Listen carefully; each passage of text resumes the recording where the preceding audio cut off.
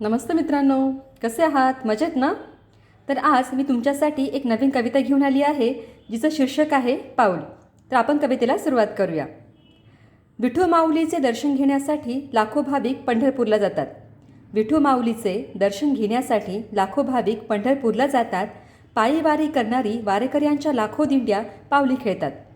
दारासमोर सुबक रांगोळी रेखाटताना सुंदर पावलं देखील काढली जातात. दारासमोर सुबक रांगोळी रेखाटताना सुंदर पावलं देखील काढली जातात. घरातील उघड्या दरवाजांनी देवी देवता पाऊल टाकतात. लग्न झाल्यावर नववधू माप ओलांडून गृहप्रवेश करते. लग्न झाल्यावर नववधू माप ओलांडून गृहप्रवेश करते. संसार सुखाचा करेन अशी खुणगाठ मनी बांधते. तिन्ही सांजेला तुळशीसमोर दिवा लावला जातो. तिन्ही सांजेला तुळशीसमोर दिवा लावला जातो. सोन्याच्या पावलांनी लक्ष्मीला घरात ये म्हणतो. लहान बाळाची पावलं दुडूदुडू धावतात. लहान बाळाची पावलं दुडूदुडू धावतात. मुलगी असेल तर तिला लक्ष्मीचं रूप मानतात.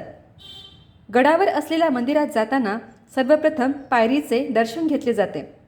गडावर असलेल्या मंदिरात जाताना सर्वप्रथम पायरीचे दर्शन घेतले जाते. पायरी ओलांडून मग पुढचे पाऊल टाकले जाते.